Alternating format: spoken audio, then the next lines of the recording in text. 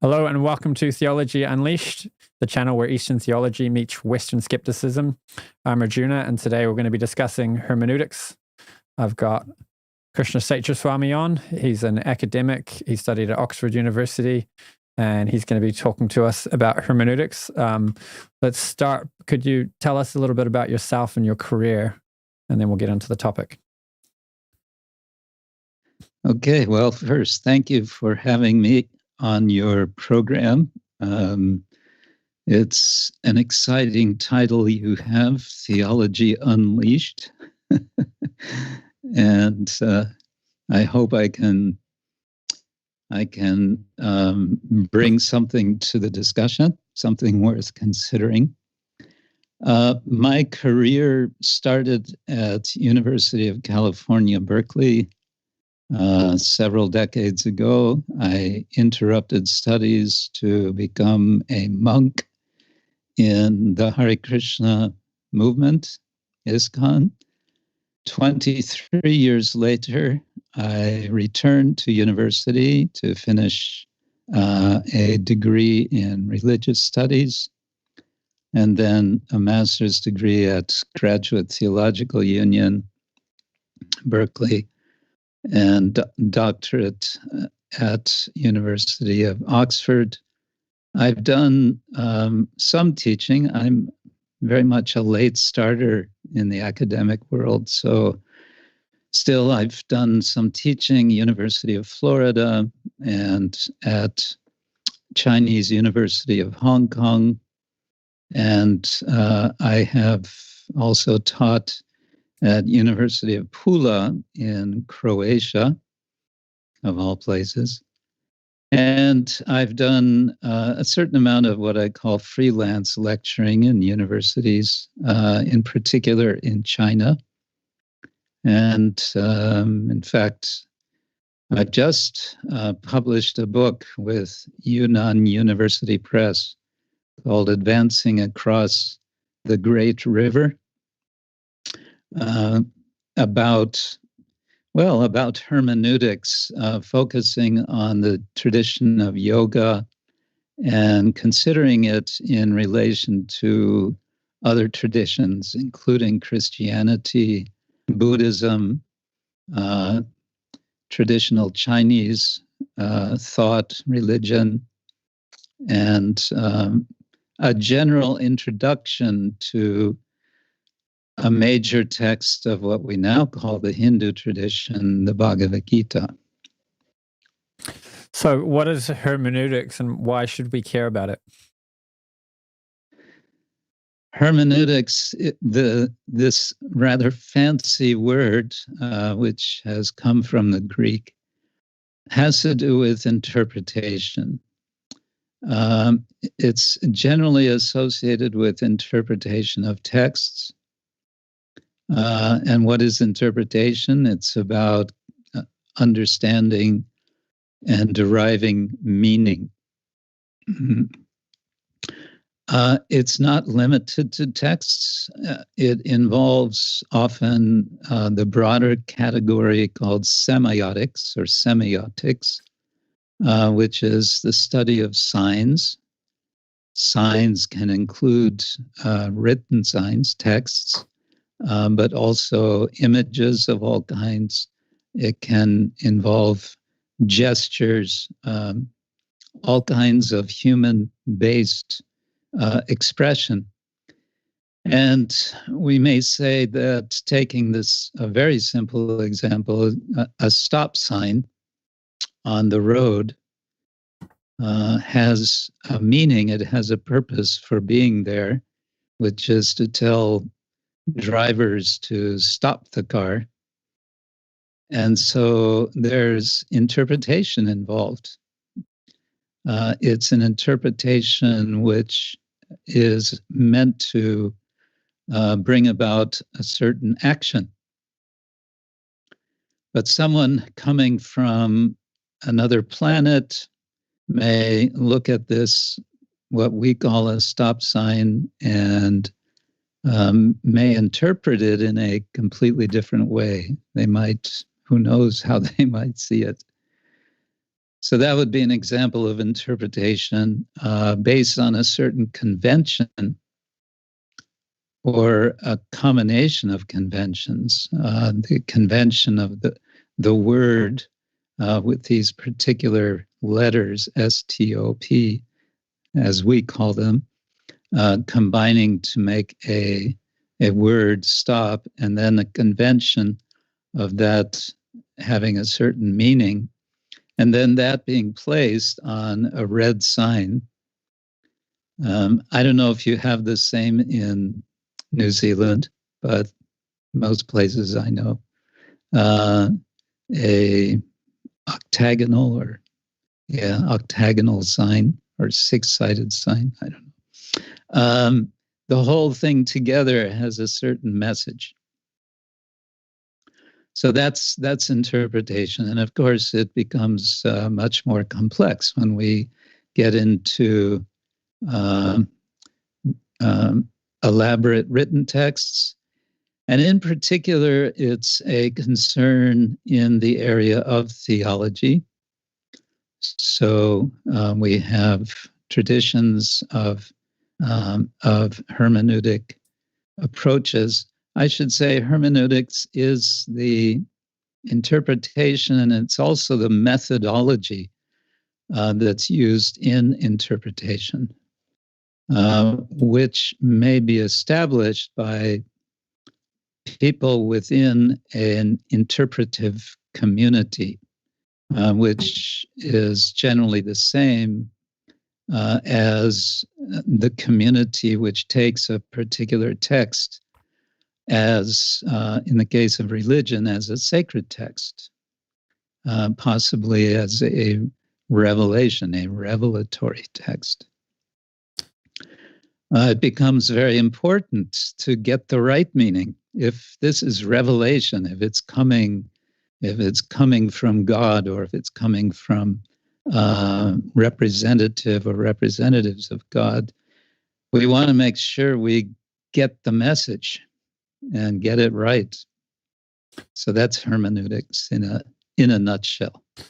So I guess our focus today will be scriptural hermeneutics. So the first question would be, how do you work out what's scripture? Which books are you going to take as providing divine knowledge, and which ones are you going to relegate? Is there some kind of system to how we work that out? We have a system in our tradition. I'm going to be speaking from my own tradition within the very broad, what we generally call Vedic tradition, coming from Veda. The word Veda has the generic sense of knowledge, and it also refers to a collection of texts called Veda. We might go into details on that later. But then within this very broad sphere of Vedic tradition, there are so many branches and sub-branches. And I belong in particular to the Vaishnava tradition, where Vaishnava is derived from the name Vishnu, where Vishnu is a name for the Supreme Being or God. The Vaishnava is one who understands or worships Vishnu as supreme. And although it can be confusing, although we're called Vaishnavas, our interest turns out to be less in Vishnu as such as in Krishna, where we understand the source, the original form, is Krishna, who then expands and takes on particular functions in creation and so on. That form is Vishnu. So Vaishnava, and then it becomes a little more particular in what we call Gaudiya Vaishnava. Gaudiya refers to originally to a geographical area, focused centrally in what is now called Bengal, West Bengal, a state of northeastern India.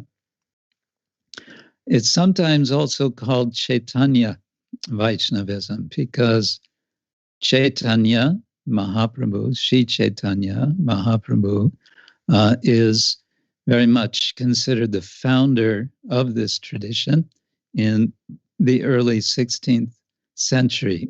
And his advent, as we say, was in a particular area of present-day West Bengal, so Gaudiya Vaishnava.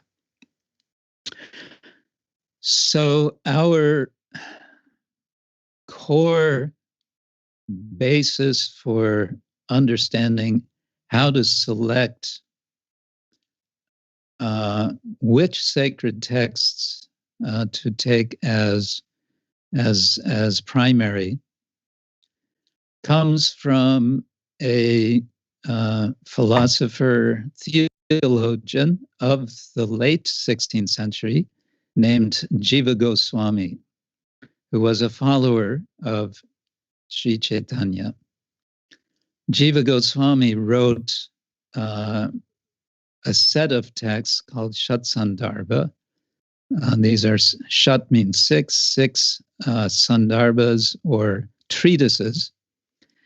And I would say I'm inclined to compare him with St. Thomas Aquinas in the Christian tradition in terms of Aquinas's composing of the Summa Theologica, or Theologiae. I get the pronunciation always wrong. It's so the Shat-sandarbhas is a very comprehensive work which begins with an analysis of how do we decide which texts to take as our core basis for understanding spiritual truths or eternal or enduring truths. This first text is called the Tattva Sandarbha, where Tattva can be translated as principles. It can also be translated as categories. And what Jiva Goswami does in the first part of this book is a process of elimination, we may say, in which he considers, first of all, pramana, the pramana kanda. Pramana means the means of knowing. It's the epistemology of the Vaishnava tradition. So he looks at what traditionally are counted traditionally in the Vedic tradition as a total of some 10 different sorts of ways of knowing. And basically he reduces these down, looking for the most reliable source of knowledge. Apologies for some of the side sound. We're in a holiday place here in northern Poland, people with their small children. There's not much of it coming through your mic, fortunately. Oh, okay, good. So he does a process of elimination, we may say, in which he says, first of all, before we do the elimination, let's look at our human condition and recognize that we have, as human beings, 4 limitations to our knowing. And the 4 types of limitation Brahma, Pramad, Vipralipsa, and Karana Patava in Sanskrit. First is we tend to make mistakes. The second is that we tend to be subject to illusion. The third is Karana Patava, Brahm Pramad Vipralipsa. Vipralipsa, the tendency to cheat, to make claims of knowledge which are not actual. And the final one, Karana Patava, means that our senses are imperfect. They have their limitations. And we can elaborate on these, but the point is that Jiva Goswami says, recognizing these faults, now let us look at the particular types of ways of knowing that there are. And the first one he starts with is called pratyaksha. Essentially, it means sense perception. And he analyzes what are the problems with sense perception, which are probably familiar with all of us. He gives a few examples. The second type of knowing is essentially reasoning, anumana. Sometimes, or generally employing some sort of logical reasoning, formal or informal logic, for which there's a classic syllogism given in the Vedic tradition. And the third, which turns out to be the crucial one, is called shabda. Shabda means literally sound or word, and it comes to mean something like testimony, in the sense of someone witnessing something and then saying, I have seen whatever it is that's at issue. And then what he does is he shows by this process of elimination that of the 10 types of ways of knowing, the one which is reliable in a class by itself is shabda. So what he calls shabda pramana. And the other forms of knowing may be supportive to this one shabda. But what sort of shabda? He says it's not just anyone's word. It has to be from a reliable person. And who is a reliable person? It must be a person who has heard from reliable persons, and the original source for this knowing turns out to be what is called Veda. But he goes on from there because there's a lot of literature called Veda. And so he continues his process of elimination. And eventually he comes to the conclusion that there is one particular text which is most suitable, most complete, most reliable. And Jiva Goswami would say perfect in terms of its purpose and its power to give human beings the ultimate aim of life and the process for realizing that aim.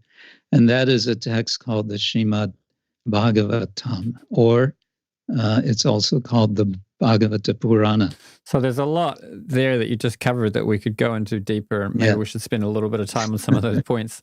So we're kind of crossing into epistemology a little bit. So I believe modern science is predicated on Anuman and Pratyaksha. So it's all about observation and deduction, or logic. And scientists do acknowledge the limitation that there's what's called the induction problem, that the example I heard from a Christian scholar recently that's quite good is, the chicken gets fed every day at the same time. So it comes to the conclusion that every day at that same time it's going to get fed. But then one day it's dinner. So its conclusion was wrong. There's so many problems we could list with projection, and science kind of acknowledges them, but they say, yeah, but science has given us all this technology. But of course, it can't give us knowledge about any kind of spiritual domain. So the claim is that we've got something unique. And then the other issue we could discuss is that, like, okay, well, if projection doesn't work, then, you give me the Bhagavatam and I read it, but I'm trusting my senses to tell me what the words are on the page. So I guess Anuman and Prajaksha are serving Shabda. Yes. And Jiva Goswami addresses that issue of how do I know that from my reading what's on the page that I will get it right. He actually addresses that. He anticipates that doubt. And he says basically, language is clear enough that we can understand, straightforward language. And he gives an example. He gives a couple of different Sanskrit words, and he says, everybody knows what these two words mean. There's no ambiguity. Of course, we may say, well, but I don't know Sanskrit. And this gets into a bigger subject of how does language work? How do we get from language to understanding, to meaning? And that's a major topic of a whole school of Indian philosophy called Mimamsa, or Purva Mimamsa, and also of another school called the Grammarians. They're just called the Grammarians. How similar are they to the recent, in the last century, the philosophers who've picked apart language, and, they talk about correspondence theory and, Wittgenstein and all this sort of picking apart language. Is there much crossover? I'm sure there is. It's not something I've delved into myself, but I've heard it said from other scholars that that this early Sanskrit discourse on language anticipates the so-called linguistic turn in philosophy by about 2,000 years. Oh, interesting. So, yeah, I haven't gone into the linguistics. But I'm sure there is a lot of, So what you just said is that the limitations of our sensory perceptions, they're reliable when it comes to reading languages and basic things like that, where they become unreliable is in terms of they can't give us absolute knowledge. So, basically like the induction problem and so on. Yeah. Now, for you mentioned reading, the tradition puts a lot more emphasis on hearing and hearing from the right source. It could be that just picking up the Srimad Bhagavatam on my own is not going to bring the desired result. There's a whole, it's a complex of factors by which one pursues understanding. And this is summarized in a song, in a Bengali song. The line goes, Sadhu Shastra Guru Vakya Hridaye Koryo Aikya Satatam Bashibo Prema Maje. The author, Narottam Das from 17th century, is saying that I aspire for that realization, which will be Aikya, which will be a singularity in my heart, not in my brain, but in my heart. and that this will come from three sources. It's a kind of checks and balances system he's referring to.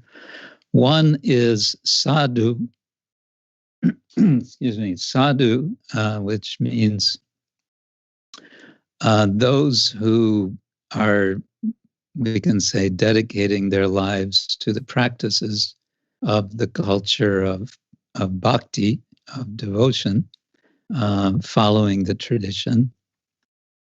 Then Shastra, referring to the texts, and Guru, referring to one's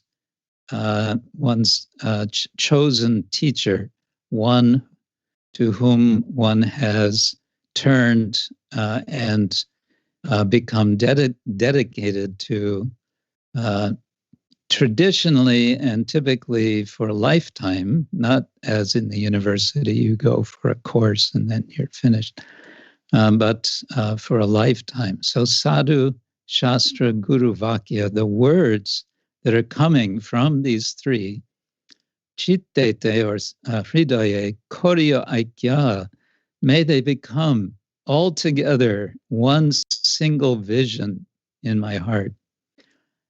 And as a result, because we're looking for a result, we don't just want to do it as a hobby or as an amusement. Satatam Bashibo Prema Maje, that I may float in the ocean of love of God. The whole purpose, it's understood by our tradition, is to realize what is called Krishna Prema, or love of God. And this I would put at, because at some point we may be talking, as we talk about hermeneutics, about this so-called hermeneutic circle.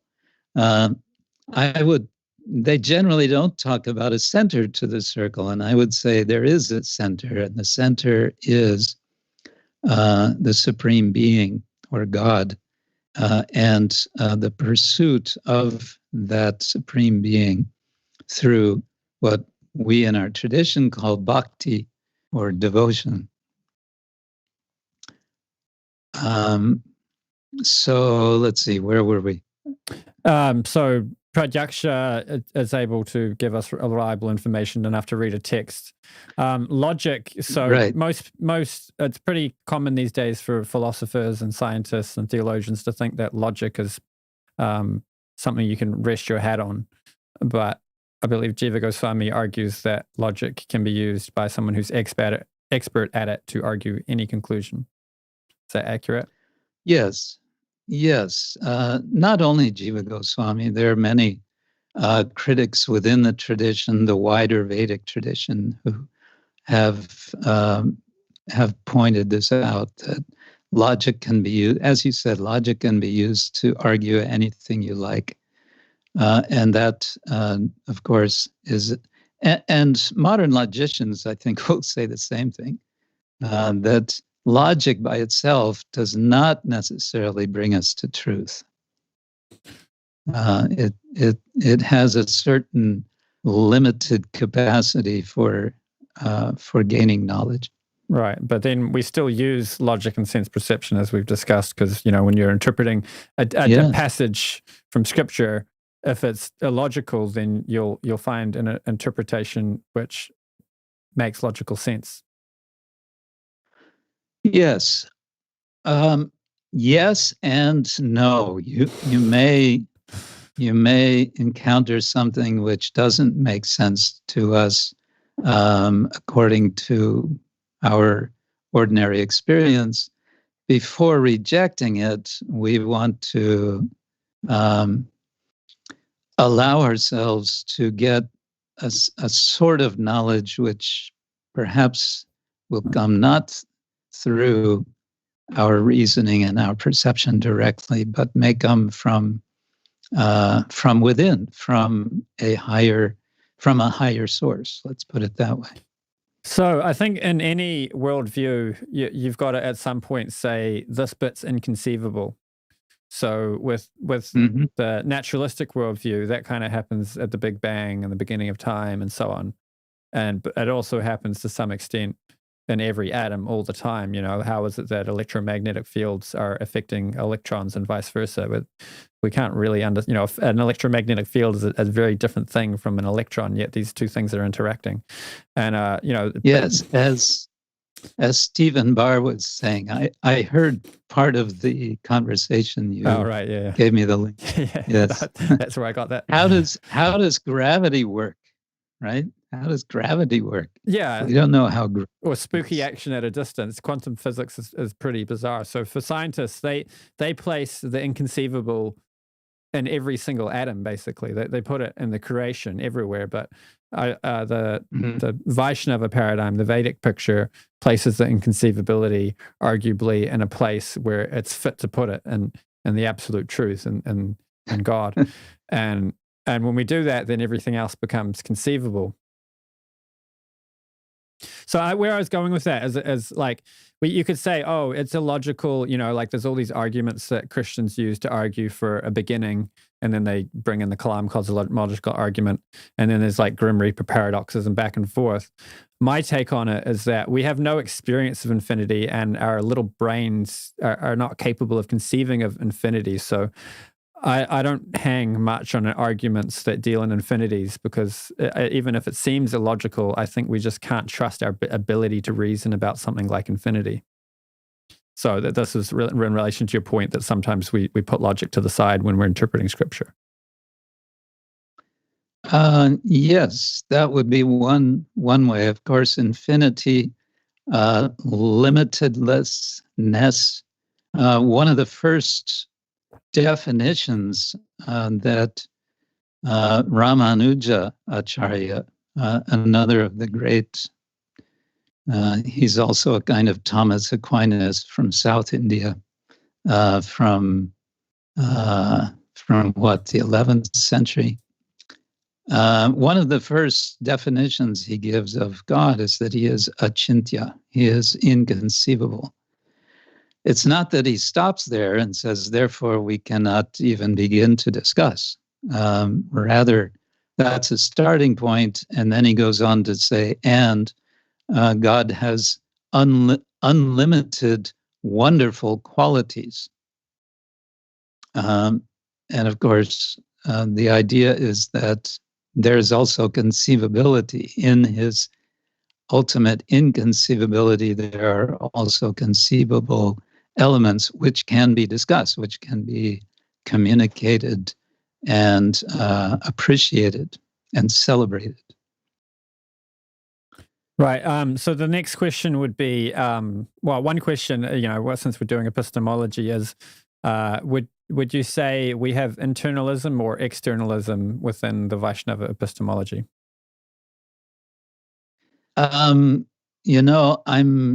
I have to confess, I'm not sure about those terms. Okay, right. So how you're using externalism has a very technical meaning in epistemology. So internalism, so externalism is like Alvin Plantinga's argument that God could give us a sensus divinatus, which is an ability to perceive God, and through that we can know his existence. But it's externalism because, you could believe you have a sensus divinatus and you could believe you're sensing God, but it could be false. But if God does exist and he has given you the sense and you are perceiving God, then you do know that God exists. But it's externalism in the sense that when you're inside of the situation, you don't really know if you're living in the matrix or not, so to speak. Whereas internalism is you're directly aware or you're directly acquainted with your means of knowing. So it's kind of like having absolute knowledge, so to speak, as opposed to having hypothetical knowledge. Okay. I might say a couple of things about that. One is that within the tradition, and this is something, again, that Jiva Goswami speaks about, there's avaidusya pratyaksha and there's vaidusya pratyaksha. Gets a little technical, but vaidusya, it comes from the word dosha. Dosha means fault. fault or faulty, and Vaidusha means faultless. And so it's understood that there is a possibility of having Vaidusha pratyaksha, or faultless perception.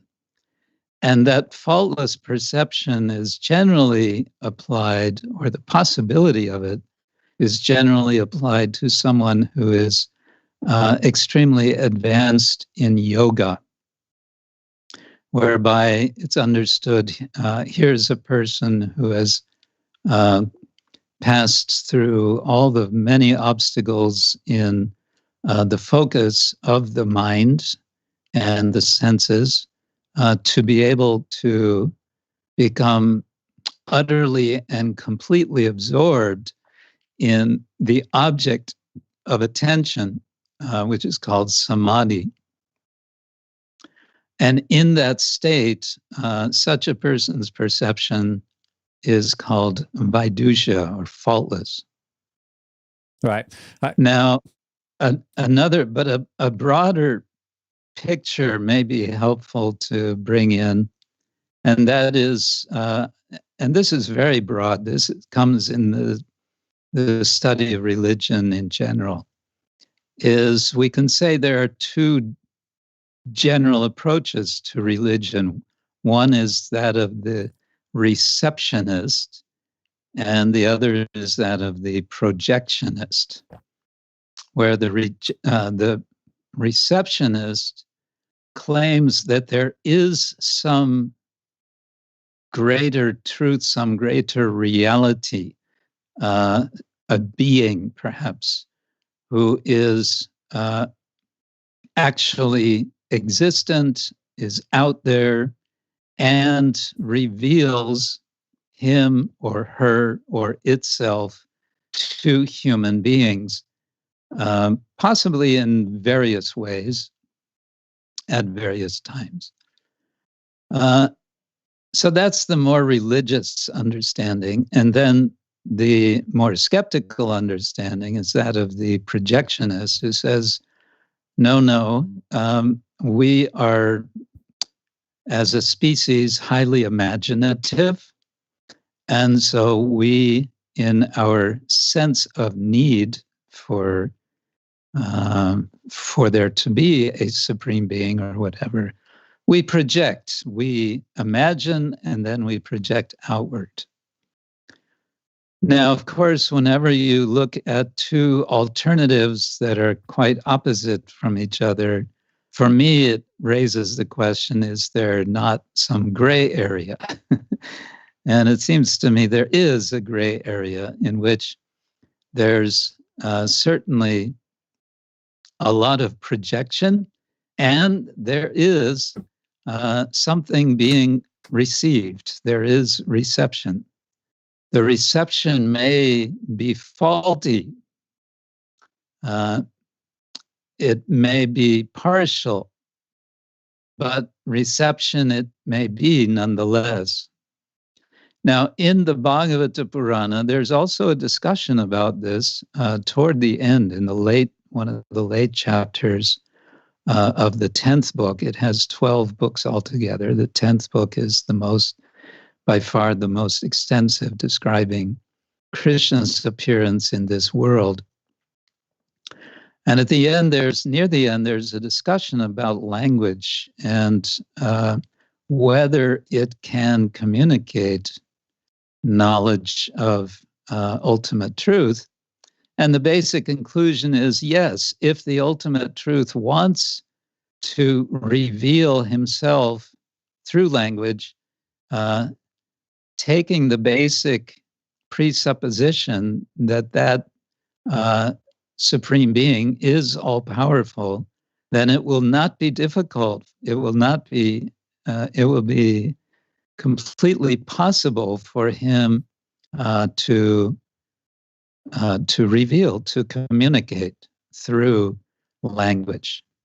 And so he does, and that becomes a justification in particular for this text, the Bhagavata. So, I mean, we should probably move on to the hermeneutics, but just quickly in response to that, the skeptic would probably say, God could appear personally before me, and I would just think that, there must have been something in the coffee. I must be going out of my mind. It must be a figment of my imagination, So I find that kind of extreme skepticism odd, because I don't think those same people think that, when their spouse comes home in the evening, like, oh, maybe they haven't actually come home. Maybe it's just a projection. Maybe I'm going bonkers. It's, when you actually are directly perceiving something, like, you get people who are, now there's like UFOs and the government's talking about, like there's people that get up, there's reports of people being abducted. If you're a skeptic and you personally have that experience, I doubt you're going to be a skeptic much longer, right? Even if prior to that you thought, oh, even if it happened to me, I just think I was imagining it. So do you have anything to say on that? There's many degrees of skepticism, and I would say there is something called healthy skepticism, and then there's, as you said, there's extreme skepticism, and the extreme skepticism basically means you can't even get out of bed in the morning because you cannot trust yourself to do anything. Well, I think generally the extreme skepticism is never applied consistently. It's more of a tool used to reject things you want to reject and accept things you want to accept. Yeah. Yes. If you dial your skepticism up and down throughout the day, then you can just believe whatever you want to believe. Yeah. And then on Shabda, someone was asking in the comments, how do we know Shabda or testimony is valid? Mm-hmm. So the Vedic tradition anticipates that question, and it speaks of what's called apaurusheyatva, another technical term. The word purusha means person, and paurusheya means of personhood, and apaurusheyatva, non-personhood. The idea is that Veda, as it's understood to be revelation, is not coming from any person. Now, there's different interpretations of this, and one of them, the more extreme interpretation, says it is not also coming from God. It is ever existent. It is coexistent with God, or you can say it is, well, it may be said to be a kind of aspect of God. And then in the course of history, which is understood to be cyclical in the tradition, it will be, the expression is seen. It will be, specific passages will be seen by sages who are understood to be so qualified or empowered to do the seeing. They're called rishis, and they simply repeat or report what they have seen.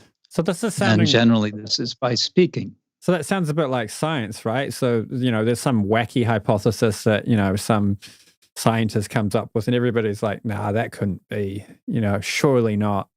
And then they go and do a test, right? Like how Einstein proved the general theory of relativity. And they're like, oh my God, it has been proved. Mm-hmm. And, a couple of scientists do the test, a couple of scientists repeat it, and they report to the world, and the rest of us just accept it. This sounds exactly what you just described with the sages and the Vedas. Well, yes, there is also this point made that ultimately, how do we know things which are beyond our senses and beyond our reason? The example is the common example that's used in the literature is, how do we know who is our mother? We ask our mother. She can tell us. Or your mother can tell you, you are my son, you are my daughter.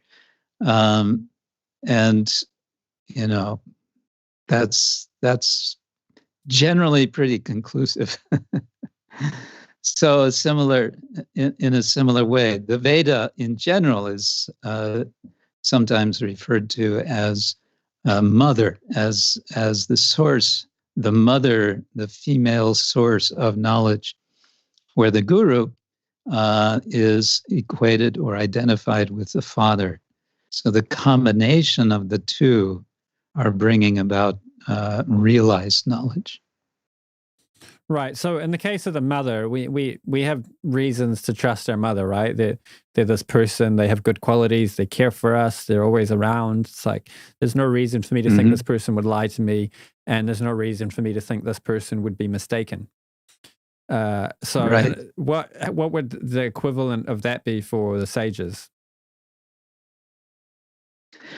The equivalent of that for the sages would be our trust in the teachings through the experience that we have. Ultimately, it is a fact that we come down to personal experience. So our experience of their teachings, our application in our lives of their teachings, but that application implies also some initial faith.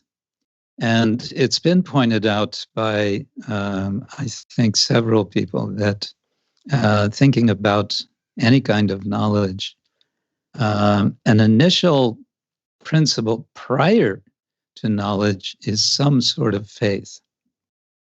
So the tradition says like that also. In fact, the uncle of Jiva Goswami was Rupa Goswami. He said, Adau Shraddha. In the beginning, there must be faith. It may be very little faith. It may be a faith which says, well, let me see if there's something to this. So it may be faith mixed with a lot of skepticism, but nonetheless, some kind of willingness that let me see if this works. Right. So the word faith gets debated and what it means between theists and atheists, and especially particularly, the Greek word is pistis, and they argue about what was meant by it. So could you give a definition of faith? Okay, I don't have it on the tip of my tongue in Bengali. Shraddha Shabde Vishwas Kahe. There it is. Shraddha Shabde Vishwas Kahe Sudrida Nischoy. Krishna Bhakti Koile Sarva Karma Krita Hoy.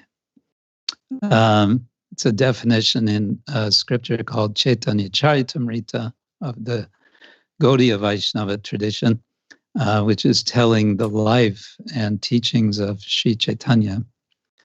He says this, or the author, Krishnadas Kaviraj, says, Shraddha, this word Shraddha, Vishwas Kahe, he uses another word for faith, Vishvasa. Sudridha Nischoy, very strong conviction. What is that conviction? Krishna Bhakti Koile, that if I engage, if I do Koile, Krishna Bhakti, the practices of bhakti, of devotion, and there's an elaborate discussion what that means. Krishna Bhakti Koile, Sarva Karma Krita Hoy. Then all karma, all necessary duty, all activity that I might think I should do to become happy, to become successful in life, all of that is done. Krita Hoy. So that would be one way of defining. In the broadly speaking Indian tradition, Shraddha has very much to do with a sense that if I do X, I will get Y result. Right. So maybe we can compare this to self-help advice or get-rich advice. So, and a young entrepreneur is working extremely hard, taking on great difficulty and taking great risk in order to become a multimillionaire one day. And they're just doing that based on faith. There's no guarantee that it's going to happen. They've seen other people do it and succeed, but that doesn't mean they're going to do it and succeed. And similarly, we can look at other people who I mean, I think a key element here is you see somebody who has something you want. So, for a lot of people in the early days, that was Prabhupada. They saw Prabhupada, and he has this love of God, this special state of consciousness, this special kind of bliss. If we can try to use an English word, but it falls short. And this is what I want, and therefore I have faith that by following his instructions, I will get that thing. Yes, I think that's important, and that points to this element that I mentioned in terms of epistemology, the sadhu and the guru. Both of them are there as essential components along with Shastra, or the revealed text. And you could say that, to take another analogy, perhaps that of cooking, that, you look at a recipe book and it's giving a process how to bake a cake, or how to prepare a certain kind of soup. There's so many ingredients, and there's a process, and you follow the process, and you use the ingredients, and you use them in the right proportions, and so on. Then there's a good possibility that you're going to have the resulting food preparation that you hoped for. So in a similar way, the practice of bhakti, it's understood, if you follow these procedures, if you do what is favorable, and if you avoid what is not favorable, then in course of time, a positive result will come. And as you said, seeing others who appear to have reached that state becomes a very foundational source of faith. That's true. So the skeptic might say here we're kind of divorcing ontology from psychological benefits. So just because you practice bhakti and you get a special kind of bliss, it doesn't mean, Krishna in Goloka plays a flute and sports with the cowherd boys and the cows, and you can go there. It just means you can get a nice state of consciousness in this world. And one thing we could say back to that is, it's not so much that bhakti is promising something that you need to leave this body in order to attain. There's actually the state of consciousness of bhakti, which, the pure devotee can have in this material world in the same body. That's what the goal is. So if you want that goal, then you can achieve that, and you can see other people who've achieved it. So it's not so much that we need to worry about the ontology. And from another element, it's like, well, even if the ontology is true, if you see somebody in that state of consciousness that is experiencing that kind of bliss, and you don't want that, then you won't be happy in the spiritual world. So it doesn't really matter whether you believe in it or not. You go and chase whatever you think is going to make you happy. And when you're tired of that, then you can come and look into bhakti if you're interested. Yes. Also, bhakti is not about, it's not just about feeling good, because we understand from Bhagavad Gita, which is a kind of ABCs, we could say, of this in preparation for the Srimad Bhagavatam. This world is described in not so glowing terms as dukkha-alayam and ashashvatam. It's a place of suffering, and it is temporary. And that's something which any somewhat reasonable person will be able to agree with. Anyone who has been a little thoughtful may recognize, oh yes, I have experienced suffering, and I do see that my life is temporary. and furthermore, it's not about some superficial sort of happiness, because, as again is described in Bhagavad Gita, this world is a place of the dualities of happiness and distress. And that is not changed by the practice of bhakti. We never claim that there will become freedom from happiness and distress. Rather, what Krishna tells Arjuna, your name, the original Arjuna, is Shitoshna Shukaduka da Agama Apaina Anitya Tangstitiksha.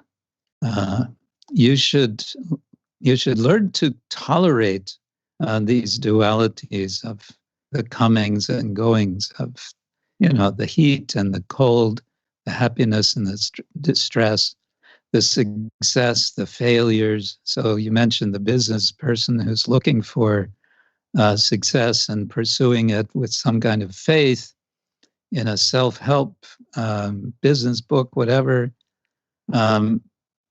We're talking on a different level because we're understanding, talking to the businessman, you might be successful, you might fail.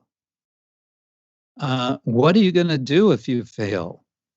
What's going to be your mentality if you fail?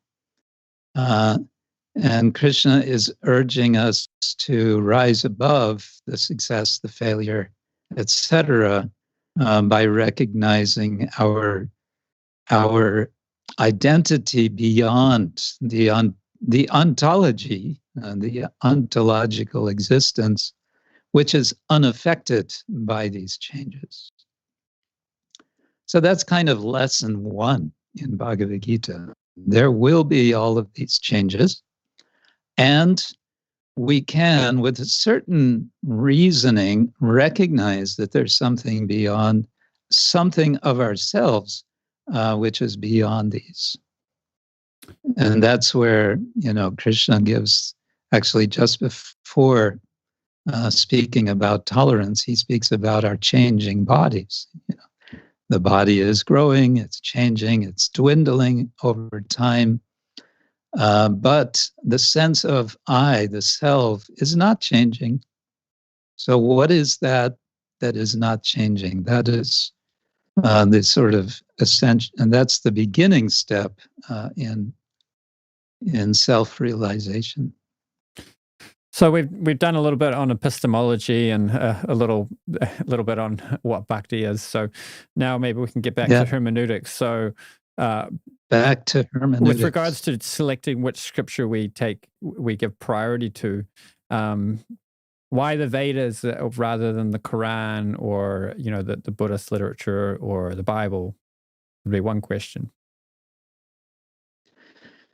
Well, this can be, let me put it this way, as my guru, you mentioned, Bhaktivedanta Swami Prabhupada put it, any scripture, and he was being very inclusive here, any scripture which will lead us, which will help us to reach the goal, which we understand is love of God, is good. Right. And and people are becoming inspired and are leading what we would say is devotional lives. So many people are inspired by the scriptures that you mentioned. And so these certainly have validity. Otherwise, why would it be that so many millions, even billions of people are, in fact, inspired by them? So that still leaves the question, why? So then why the Veda? Well, several reasons. Here I would maybe speak from the personal side, having done a certain amount of study over years, first of all as a child, and then in later years as a student of Christian literature, much of which I have found very inspiring. It has left me also with some questions which I felt were perhaps more comprehensively elaborated in the Vedic literature. Now, I want to say something else about the word Veda. I've said this in the beginning. Veda means knowledge, literally, and it can be taken in a narrower sense or in a broader sense. If we take in the narrower sense, then we're talking about a set of texts in a particular language, Sanskrit language, which have a certain history. There's a lot of debate about that history. We can also take Veda in a broader sense and say that any literature which is bringing us higher knowledge of the human purpose of life, which is giving us higher knowledge of the existence of a supreme being, of the supreme personality, of the supreme, we say, personality of Godhead, and which is giving a process to cultivate and realize our purpose, could also or can be included in this broader sense of Veda. Right, so that's a nice inclusive point. We can respect other scriptures. They clearly offer benefit, and then we can define Veda as, something coming from India, or we can define Veda as knowledge anywhere it happens to be found. Sorry, I cut you off. Continue. Yeah. No, that's basically it. What I meant to say, I think. Okay, cool. Yeah, I like the inclusivist point and the quote from Prabhupada about how these other religions have benefit if done properly. I'm currently working on a video script on the holy name controversy in Russia and the leading up to the Soviet Revolution around 1913. And it's very clear that many of these monks, through the chanting of the Jesus prayer, which they considered to be God himself in the form of a name, that they were getting immense, spiritual realization. So it's, when you actually study these other religions, it's pretty hard to have an exclusivist bent. There was a book I came across some years ago on that subject, that controversy. And as I remember, it was written by a mathematician. And it was, all I remember is that it was written by a mathematician, and it was published by Harvard University Press. And I think I read the introduction to it. It was quite fascinating. Yeah, it's very fascinating. Yeah, they make some arguments that the God being identical with his name has actually given mathematical insights, and it's relevant for points about math. Okay. There's Saurav in the comments is saying every scripture claims universalism and eternality of their concepts, and if we accept them as true, then why the difference on the conceptions of God? Yes, indeed. Why indeed?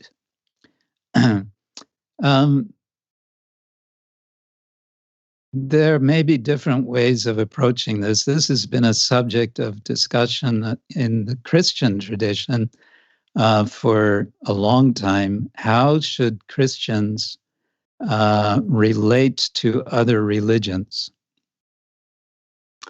And I don't know who it was, which Christian theologian, I don't remember, who identified sort of three main categories of approaches. One, that of the inclusivist, that of the exclusivist, and that of the pluralist.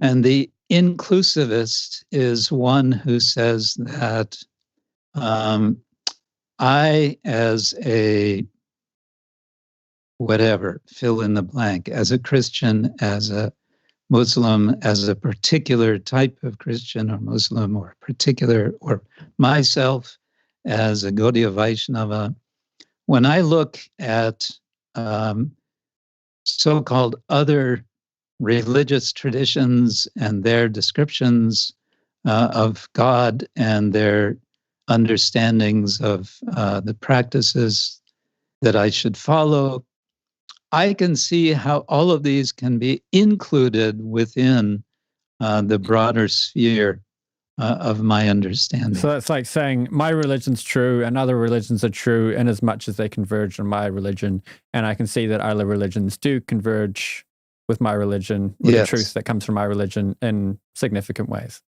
And then exclusivism says, you could put it like that. My religion's true and everyone else is wrong.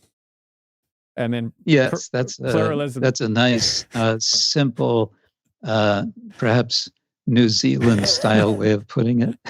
I try to do the popular level stuff and make it accessible. So I'm always thinking of how to explain these things in simple ways. And then pluralism would be many religions are true, even if they contradict one another.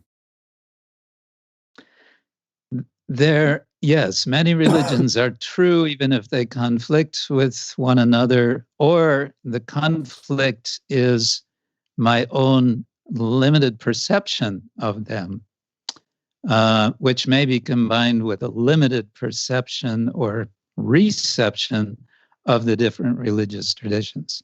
Right. So everybody's climbing the mountain from different sides. Nobody's reached the top.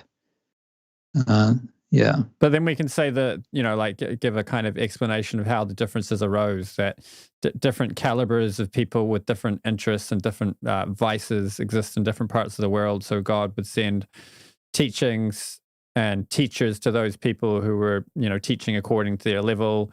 And then some degree of misunderstanding may have gone on over the ages to where we have a whole, panoply of religions, which like abridged teachings, which may be to some extent misunderstood, but there's still one underlying spiritual truth and one underlying origin. Yes. In the Bhagavad Gita, Krishna expresses what I think is a very comprehensive principle, is that God reciprocates with everyone according to the way and the extent to which one approaches God. It says, as they approach me, I reciprocate with them. So it's, in many respects, he's saying the initiative has to be with us. But however we approach, and that means also the hardcore atheist, the so-called new atheist, the born-again atheist, God is reciprocating with them as well by hiding. Says, you don't want to believe in me? Fine, I'm not going to, why should I disturb you? Yeah, right. But then my guru, Srila Prabhupada, used to say, for the atheist, God comes in the form of death. Right. Nobody can avoid death. Death will come.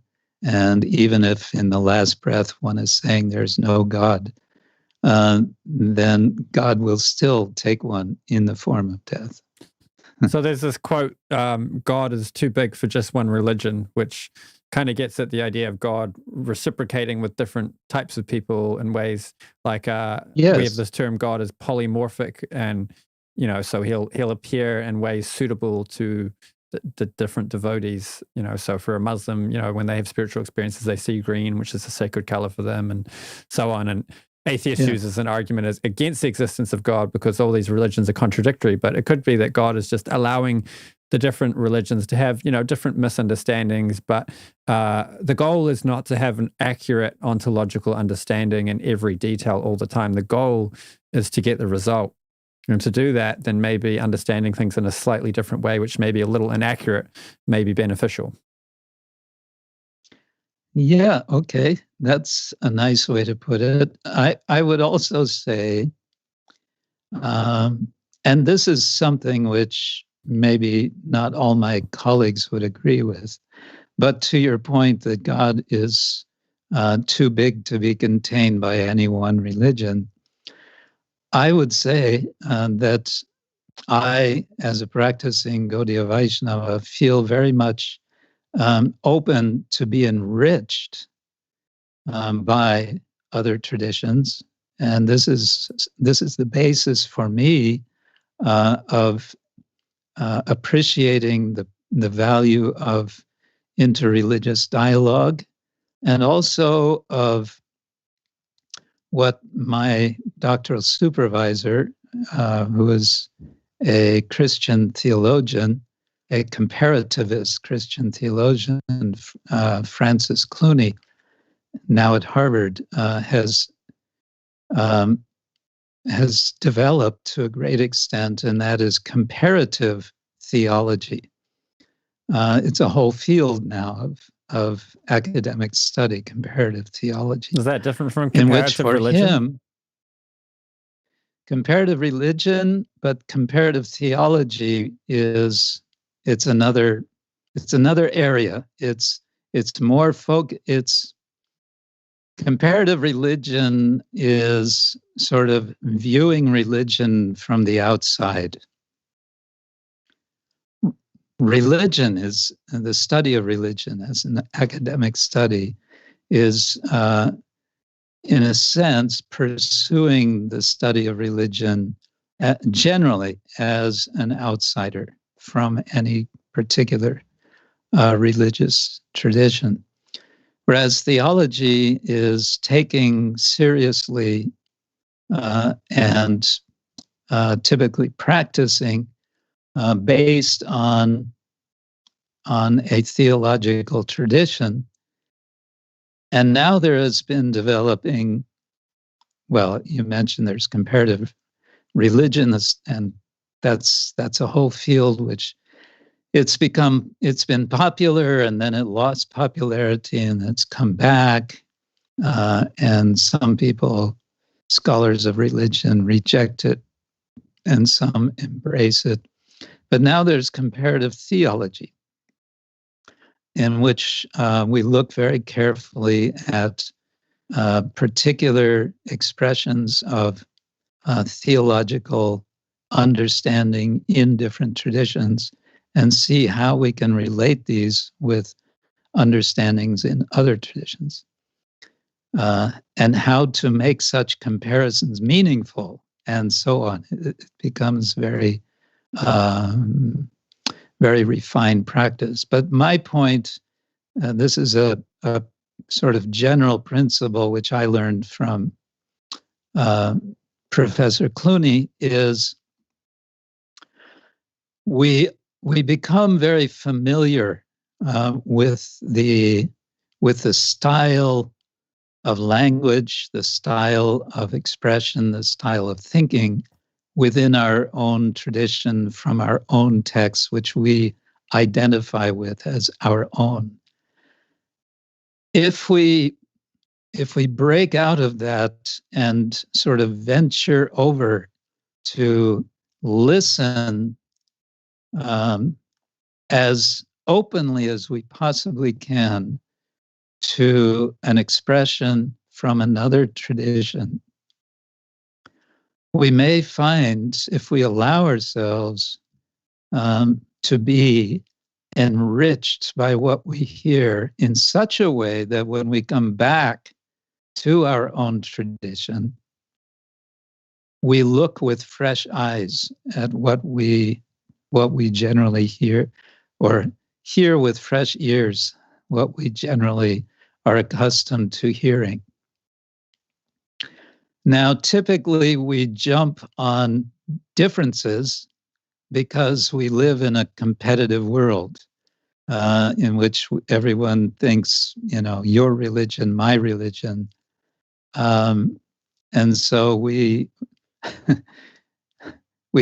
tend to fasten on those differences and lose track possibly of the bigger vision that's being given. As you said, God may be bigger than can be contained in any one tradition. Opening up to a bigger vision of God may be possible with a certain amount of skill and a lot of patience, and possibly some guidance from others, by exploring texts from another tradition, other texts, but also other forms of expression. Take, for example, just a few days ago, I was listening to a recording online, it was on YouTube, of Handel's Messiah. I've heard it before so many years ago, but I was appreciating sort of with fresh ears this performance of Handel's Messiah. And I just find it so inspiring. It's so powerful. And I reflect on what kind of a person was, I forget his first name, was he Friedrich Handel? I don't remember. They're usually Friedrich.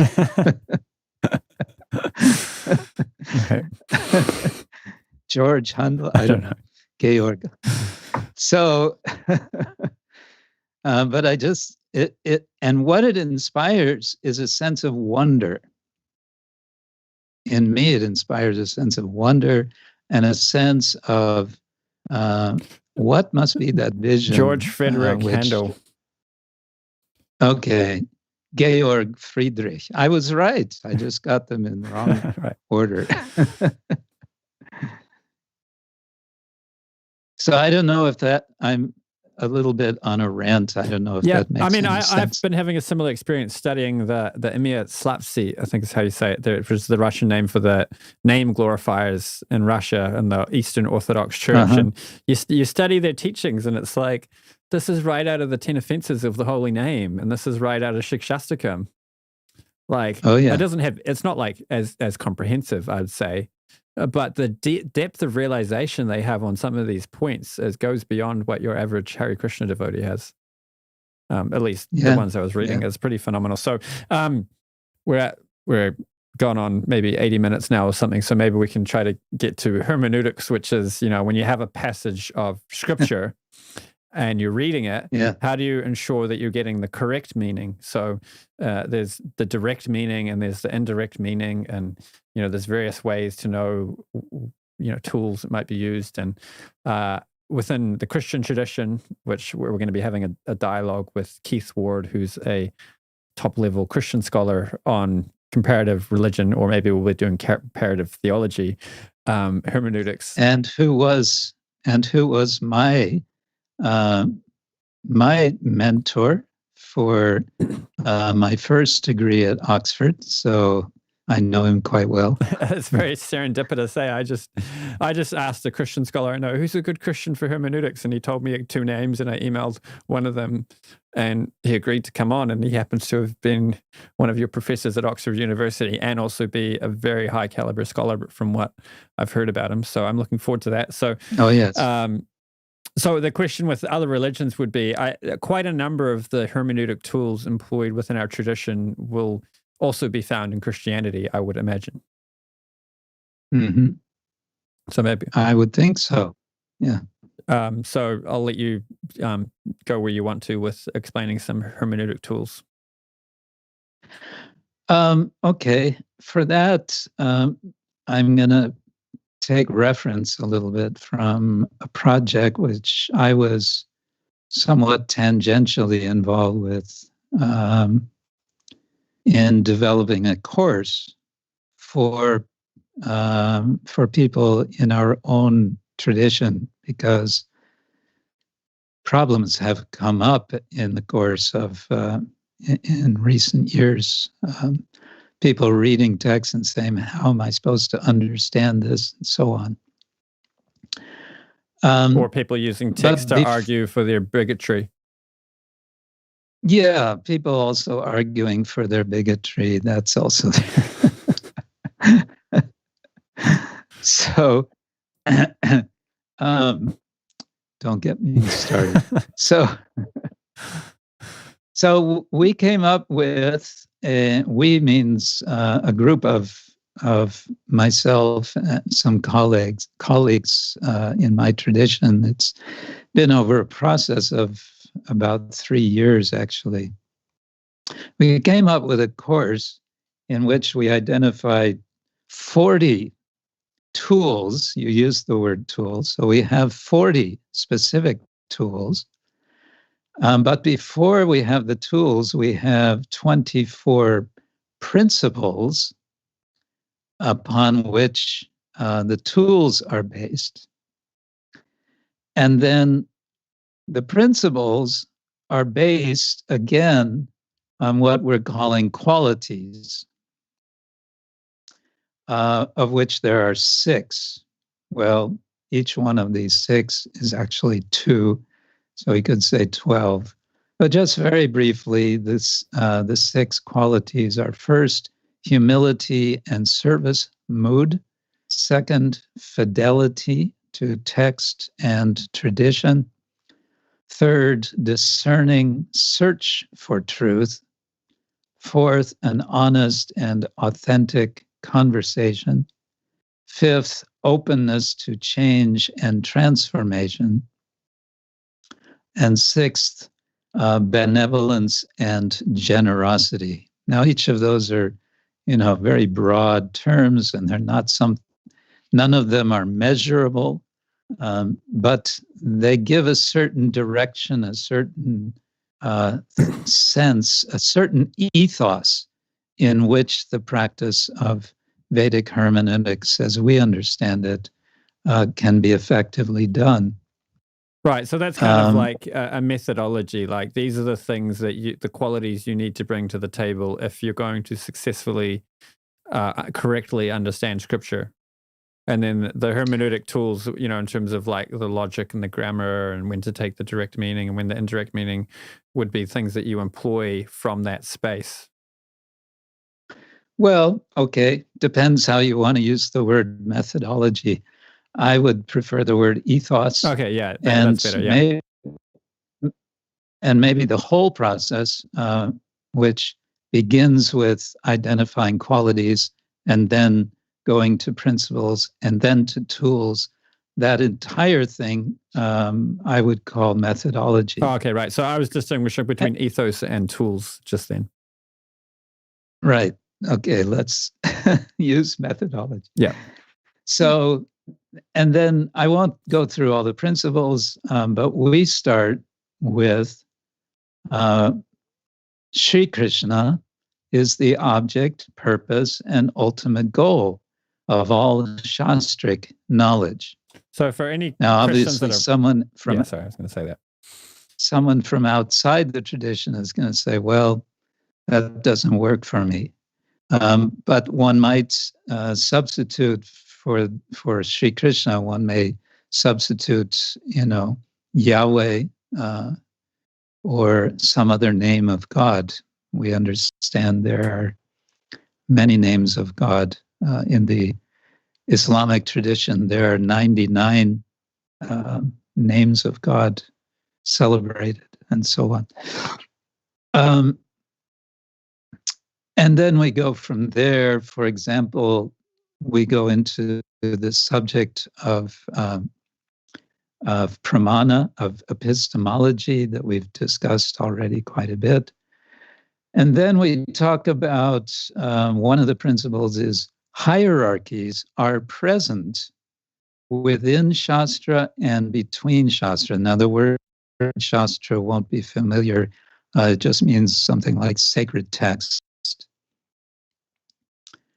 And we understand there are hierarchies. And I talked about that also, where we concluded in our own Gaudiya Vaishnava tradition.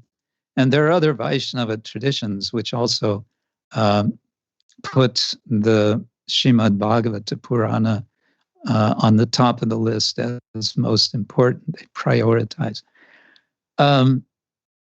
But just recognizing that there are hierarchies helps us. So if we read something in one text, let's take the Manu Samhita. Manu Samhita is a text which deals with sort of legal matters, and it gives certain sorts of rules. It also talks about punishment for someone who has done something wrong. And it gives varieties of punishment according to position in the society. And when we look at that, we shrink from it and say, what is this? You're giving a minimum punishment to someone who is considered higher in a social hierarchy, and you're giving a stronger punishment to someone lower. What is this about? Because we have a very different understanding of social ranking in our modern. We aspire for some kind of egalitarian ethos. We are very far from it. So we may look at that quote and say, someone who is more narrow and simple-minded will say, well, here it is. It's in Shastra. We have to follow this. But no, it's not that simple. What is the position of this particular text, the Manu Samhita, in relation to other texts? That we have to see. So that would be a principle of hermeneutics. One principle, which I spent a fair amount of time elaborating on, because we've expanded on each of these principles,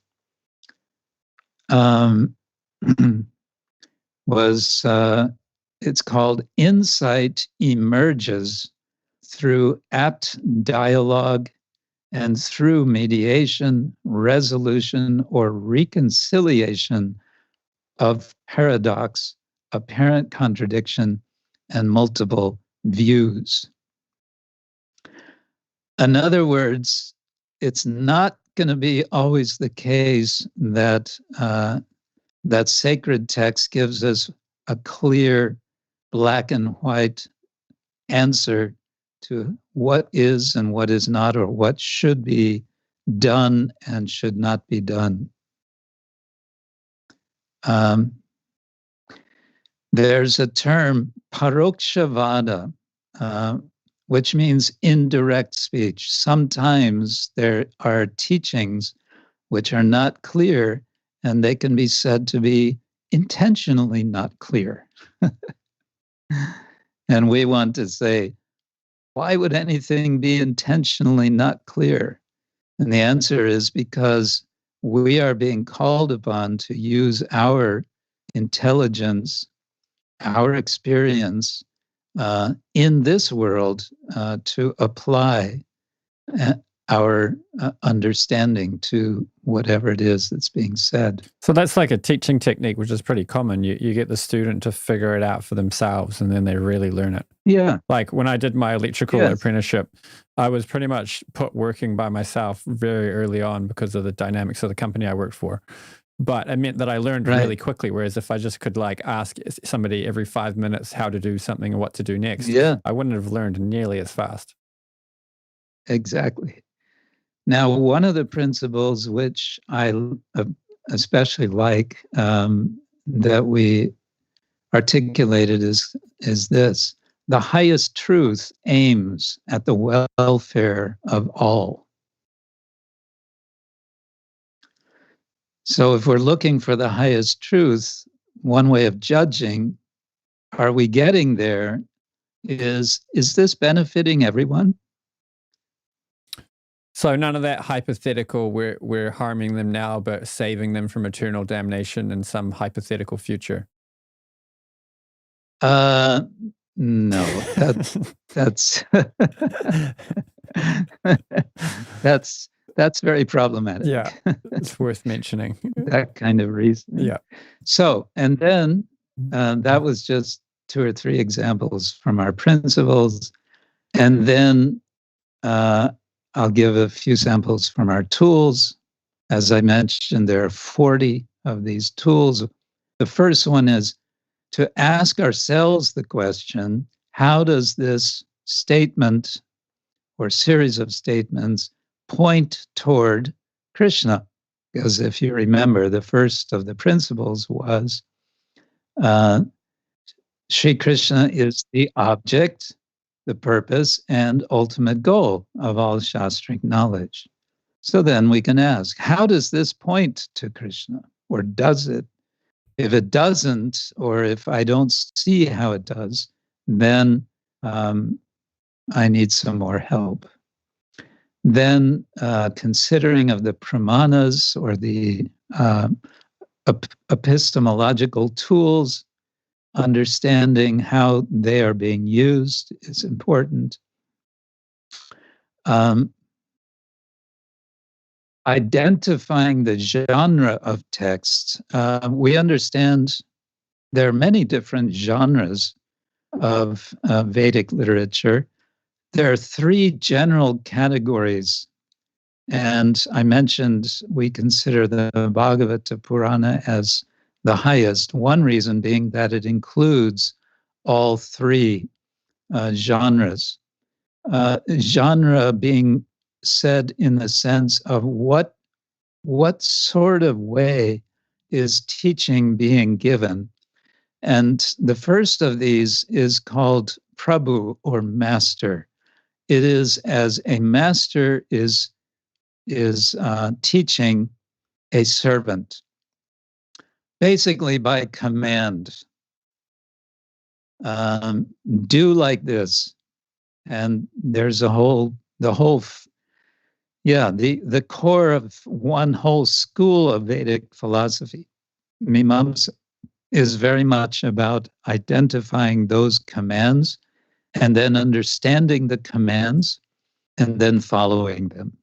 That's the whole Mimamsa school. The second principle is that of Mitra. Mitra means friend. We learn things from friends. Friends are our well-wishers, and they can tell us some things which the master will not be able to communicate to us because we have a certain relationship to the friend that is different from that to the master. And then the third type or genre or way of teaching is that of a lover. It's the most intimate relationship, and based on that relationship, another kind or another quality of teaching can come. So this particular tool says, okay, you've got a statement here. What kind of a statement is this in terms of genre? And then this will be applied together with other tools, one of which is, and this applies in any hermeneutic tradition, what's the context?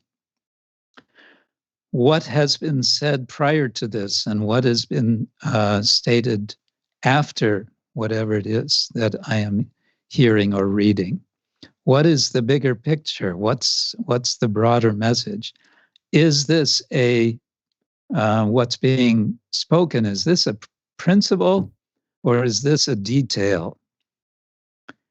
And if it's a principle, then it's something which would be to be kept as it is without change. If it's a detail, it's subject to change. It's subject to change because we are living in a world of change. I was wanting to do... So those would be a few examples. I was wanting to do a little bit more on why the Bhagavatam. I forgot to bring it back up earlier. So you mentioned that it's because it's got these three different genres all inside of it. Are there other scriptures in the Vedic canon that also fit that category? That would include all three of these? Yeah. Probably to some extent. This is mentioned with respect to the Bhagavatam as part of a eulogy of the Bhagavatam. So it's part of the effort to underline why it is that the Vaishnavas will take the Bhagavatam as most essential. But we could look, for example, at the Ramayana. The Ramayana is an extremely popular text. It's generally, as a genre, it's generally referred to in Western language as epic poetry. It's telling a story, a very wonderful story, which is considered not as just a fantasy story, but as very ancient history. And there are a lot of teachings, and these teachings are coming through the narrative. So we don't get any direct imperatives, commands. Do like this, don't do like that. That would not be found in the Ramayana. But there would be many portions of narrative which then would be taken by Vaishnavas to say, you see, here is an example from the behavior of Rama, or from a statement of Rama, or from Sita. There is something for us to derive as support for a particular understanding. Then there's Dharma Shastra. I mentioned the Manu Samhita, which is usually the one put forward as the most important of several different texts. The word Dharma is famously difficult to translate. It's often translated simply as religion. It can also mean duty. I find it useful, though, to also think of it as ethics. But Dharma Shastra tends to be very much in the form of do this and don't do that, prescriptive text. But the term Dharma is more deeply about understanding identity. Identity which is beyond superficial appearance.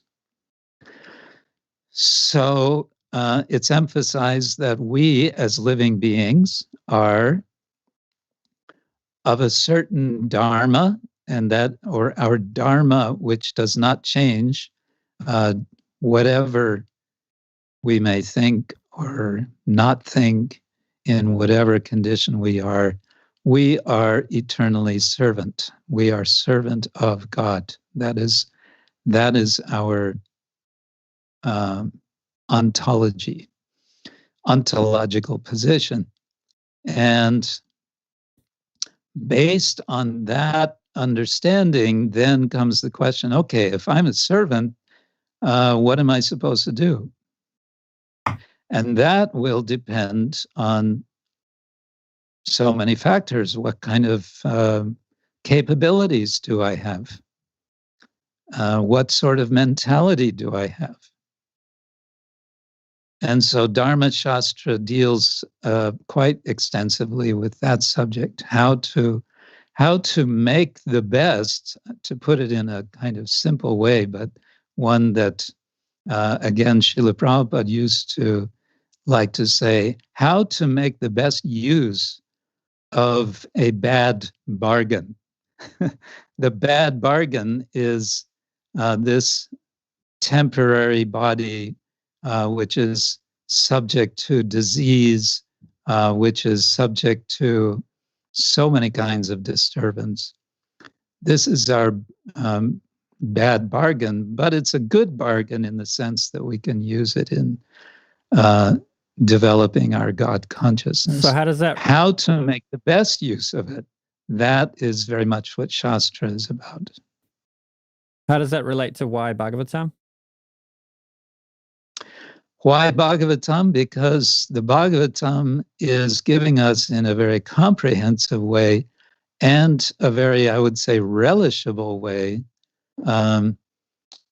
all that one would possibly need to know for that purpose. And the Manu It's giving Samhita it doesn't. The Manu Samhita is no. The Manu Samhita, much of the Manu Samhita is quoted in the Bhagavatam. One of the functions of the Bhagavatam is that it's summarizing from other earlier texts. And as one of the earlier preceptors, Bhaktivinoda Thakur, explains, it's for practical purpose. You don't have to carry a library around with you. You just have one text, the Bhagavata Purana.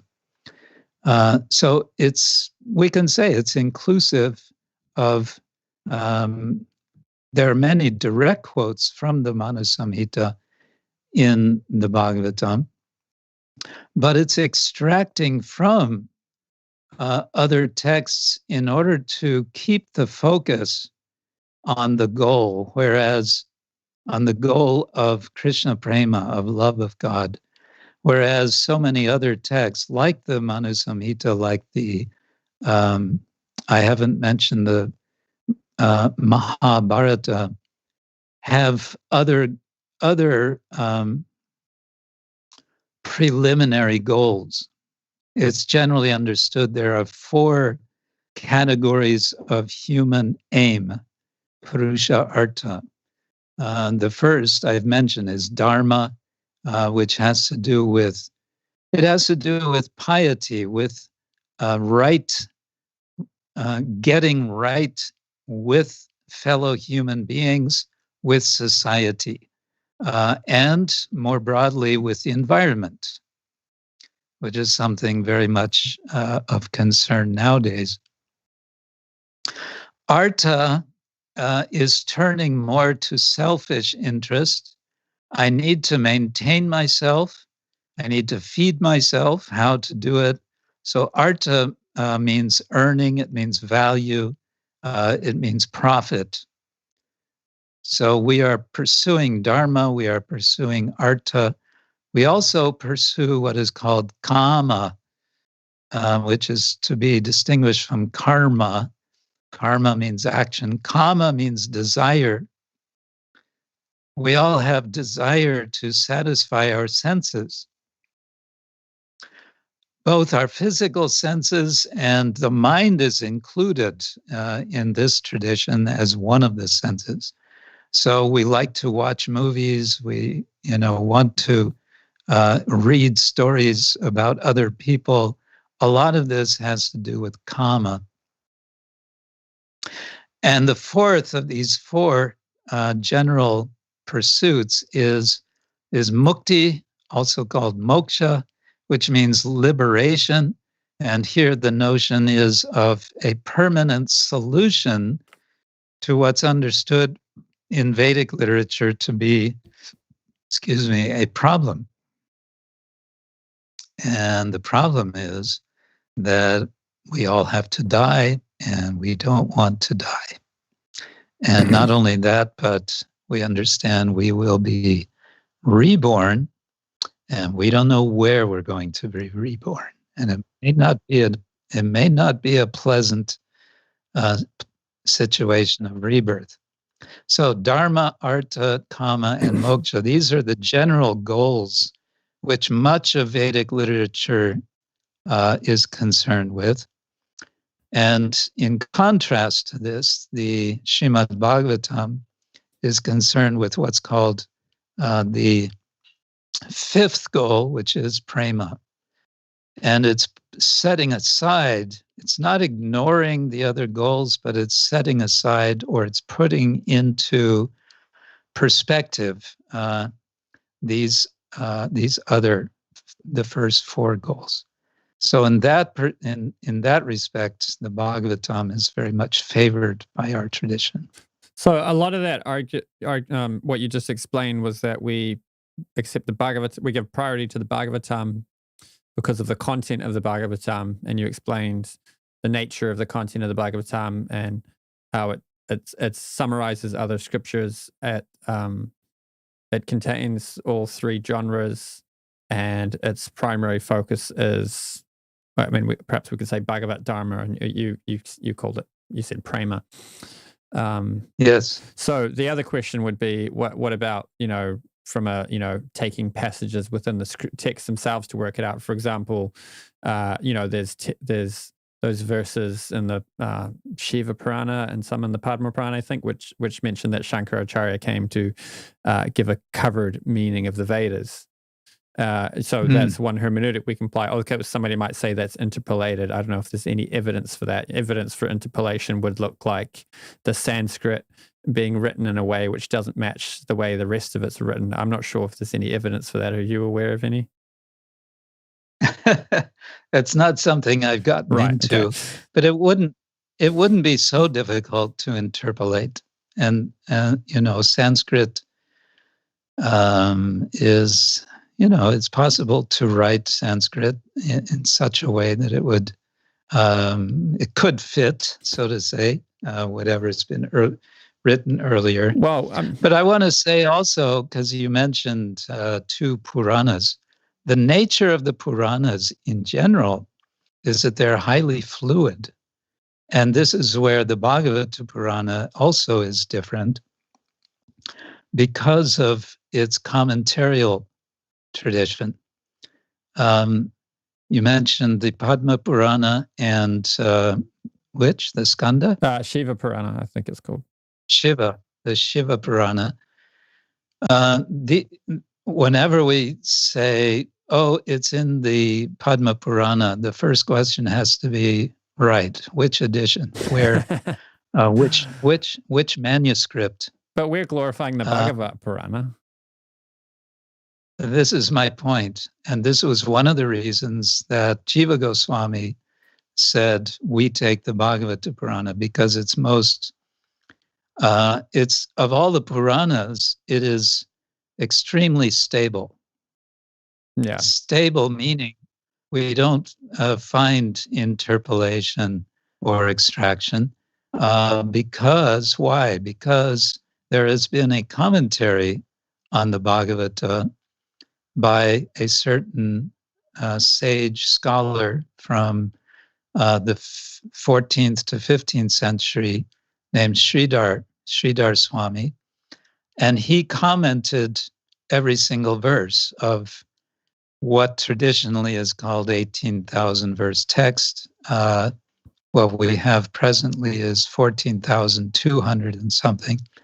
As I said, relatively stable. So all of what we have today has been commented by him. And so everyone since him accepts, okay, that's the Bhagavatam. And anyone wants to add something, if you then go and look at what Sridhar Swami has, you can quickly say, no, can't be right because Sridhar Swami didn't comment. Right. So that's I was going to make that point. I've heard it from Radhika Raman Prabhu that Bhagavad Gita and Bhagavatam, there's a certain nature of the Sanskrit, that the meter and the poetic form, where when you translate it, if you make a mistake, you mess up the poetry and it becomes obvious. But also, like, especially with Bhagavad Gita, people would chant these, memorize them, sing them. They were in the hearts of people for centuries. So if somebody did make a mistake, it would be detected. Whereas, the Padma Purana, someone does a transcription because it was just written out by hand for so many years, and they make a mistake, they get something wrong. Is someone going to notice? Usually around every April 1st, you'll find some message somewhere on Facebook that somebody has discovered the 19th chapter to the Bhagavad Gita. Right. So one reason to accept them is because we know this is the original form of the scripture, or at least extremely close. Whereas with the other Vedas, Vedic literature, we can't be so sure of that. Yeah. Again, Jiva Goswami says that what we have of the original Vedic Samhitas is a very small percentage of the total, which he says is available not on this planet. He refers Right. to other realms in the universe. Right. So that's one reason. Another point I was going to make. So I mentioned those statements in Padma Purana, and then I mentioned somebody could throw shade on their validity. But I think of all the Vedic scriptures, the Bhagavatam is the one that glorifies itself more than any other. Would that be accurate? I wouldn't know because I haven't gone through all Vedic scriptures. Right. Okay. Well, to our knowledge, we can say that at least to my limited knowledge, I've only really read Bhagavad Gita and Bhagavatam. So one thing we find in the Bhagavatam near the beginning, in the first book, chapter 7, I'm mentioning this because I've just gone through a study of the Tattva Sandarbha, this first section of Jiva Goswami's work, is a very short, it's a series of five verses describing the samadhi, the experience of Vyasa Deva. Vyasa is credited as the compiler of the Bhagavata, and it's a paradox because within the text, he who is said to have compiled the text is being described at a later date by Sutta Goswami. So in those 5 verses, it's mentioning what he saw, and the emphasis Jiva Goswami makes when he analyzes and he elaborates for the remainder of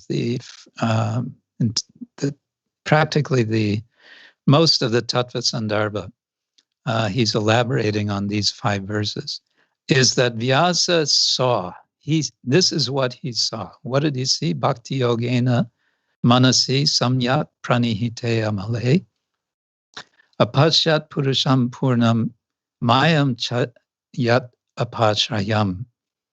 He saw the supreme Purusha, the supreme person, Purusham Purnam, and he saw Maya. He saw the energy of the supreme person. And then he saw the Jiva, the Jivas, that's us, living beings who are subordinate to and who are under the influence of the energy of the Lord, Maya. And so all of this elaborates, and then Jiva Goswami says, in effect, in these 5 verses, you have the entire philosophy and theology of the Bhagavatam in a nutshell.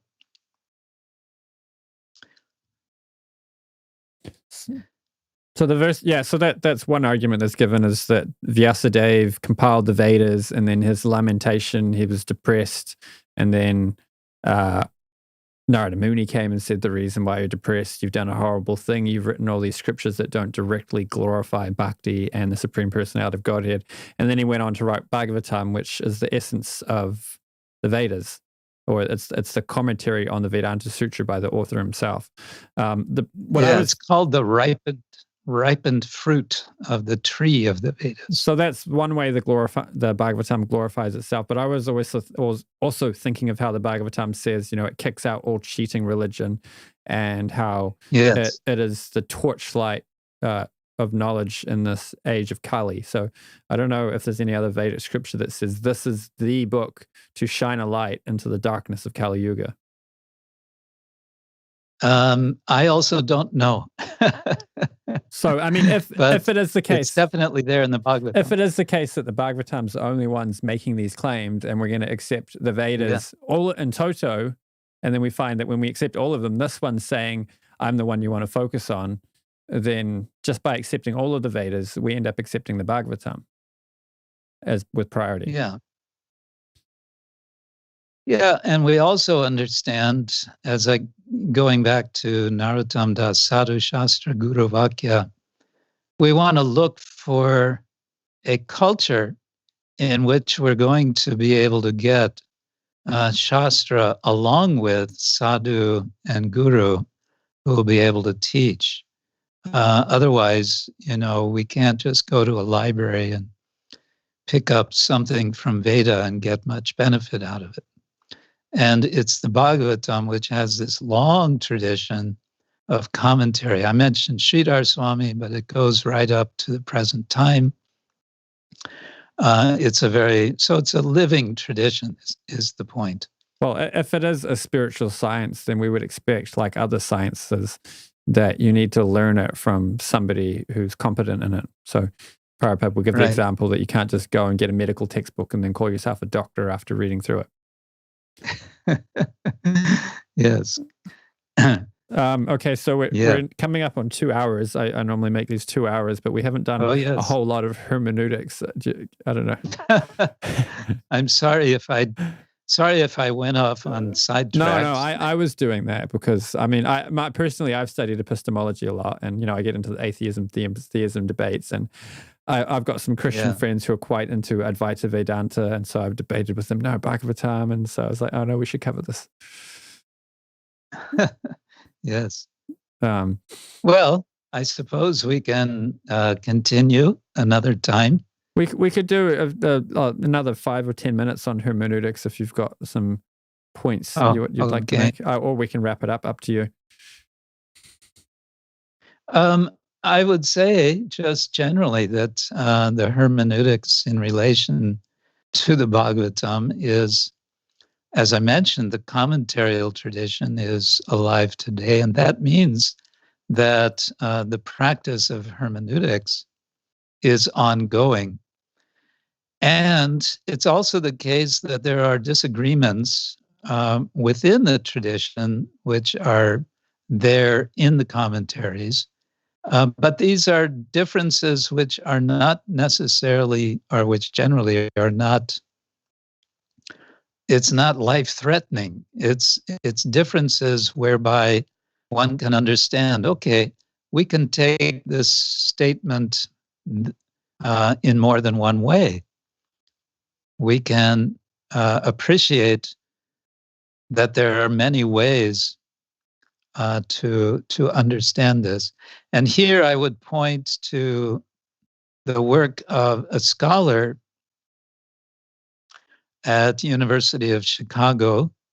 His name is Paul J. Griffiths, who wrote a small book called Religious Reading.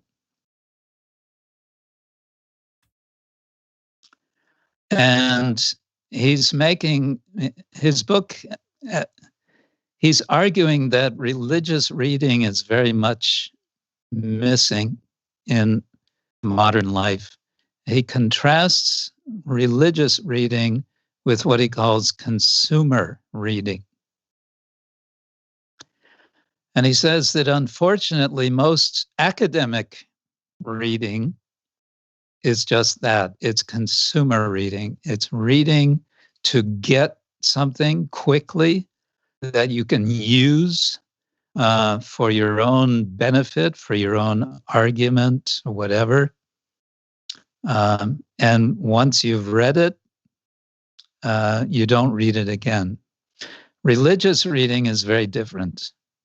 And the Bhagavatam, in order to, I would say Vedic literature generally, but the Bhagavatam specifically, it needs to be read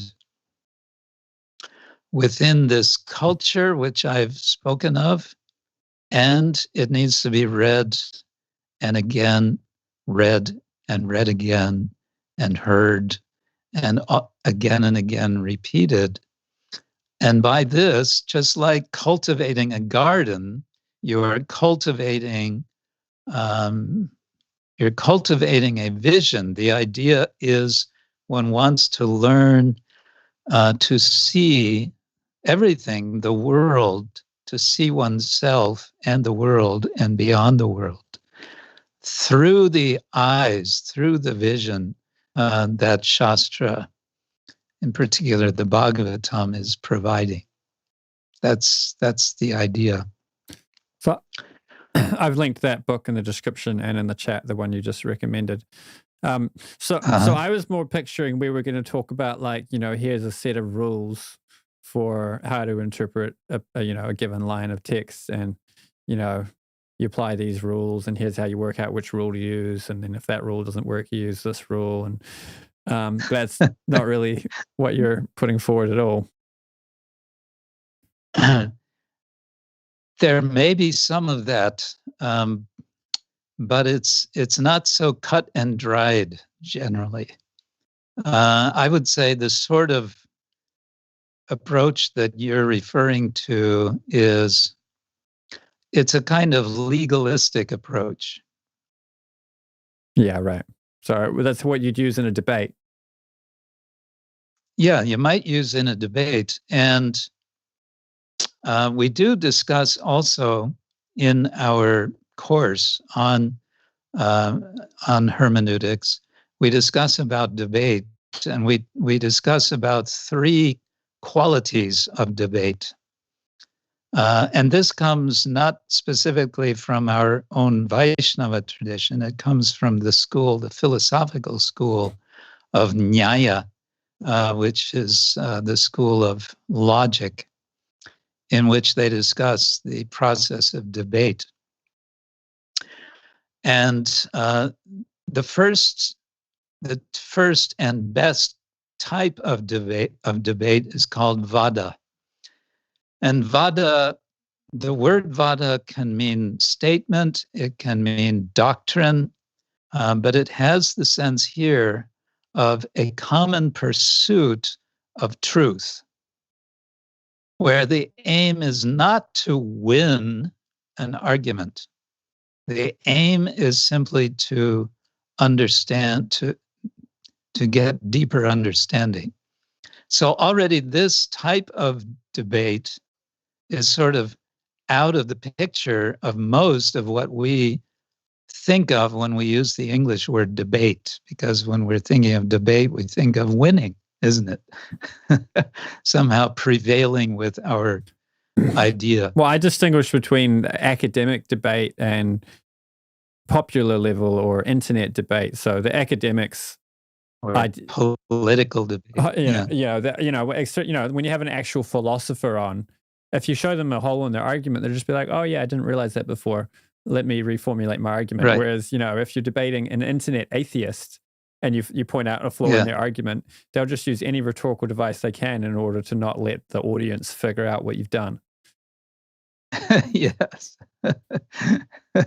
They'll throw a red herring in. Even if they later go and change their view, they won't admit that publicly in the middle of a live debate. So I much prefer the philosophical level, although I do think it is nice to, some people need to be publicly defeated. Vada. So Bhaktisiddhanta Saraswati, he had debates where he would publicly defeat people, right? Did he not? It seems so, yeah. But somebody was saying that he did that in special circumstances in order to protect the honor of tradition when he was under attack. He wasn't like, oh, there's this other school and people are believing what they believe. Let's go and win some converts by organizing a debate and defeating one of their acharyas. Right. Well, the famous debate, which later, I guess, he then wrote up as not the whole debate, but his own position. Brahmana O Vaishnava is the title, the Bengali book, in which there was a debate in the year 1911 of who is superior, a Brahmin or a Vaishnava. And he argued that the Vaishnava is, if someone is a Vaishnava, then they are also a Brahmana, but not vice versa. And then he quoted so much from Shastra in order to demonstrate that. And we are told I don't know how hagiographic it is, but we're told that he won the debate hands down. Right. We know from internet debates that everybody always goes home thinking their side won. So I like your point about wondering how hagiographic it is. So another point was, I can't remember what the point was. It was something about hermeneutics and I started to speak about different types of debate. There's Vada, and then the second one is Jalpa. That's where, you start getting into argumentation in order to win. And then there's Vitanda, is the worst, where basically everyone is just insulting each other. It's not, there's no substance. Yeah, I stay away from those. Yeah. I think it was something about how the point I wanted to make about, like, you said, we can't just boil it down to a set of rules. And so that reminds me of a quote. Bhakti-yoga Goswami speaks on it nicely, how when Yudhishthira Maharaj was being asked questions by the Yaksha, and one of the questions was, where is the path found, or what is the path? And Yudhishthira replied, the path is found in the heart of the pure devotee. And I've always thought that point was nice, that you can't boil it. It's not like you can have like some bhakti manual or something, and this is just, you follow it like an algorithm and it tells you what to do in absolutely every circumstance. We actually have to use our heart to figure it out as we go along. And you made that point earlier, how there's some room for interpreting things. Normally if something's vague, for example, sometimes when something is vague or purposely unclear, it's because the person hasn't done their homework and they don't want to say something which will later be found out to be wrong. So they'll just say things that could be interpreted either way. So later on, nobody can prove them wrong. Yes, that can be. Any final points? I think there was another point I was going to make, but I've lost it. I'll probably remember it as soon as we sign off. Well, I'll just mention that maybe this is more for an internal audience, but we do have this course. It's specifically for members of our mission, the International Society for Krishna Consciousness. But I think it's also of interest for those outside the tradition, the fact that we are thinking and reflecting on this, because many people think, oh, these Hare Krishnas, they don't think. All they do is chant Hare Krishna, and they don't think.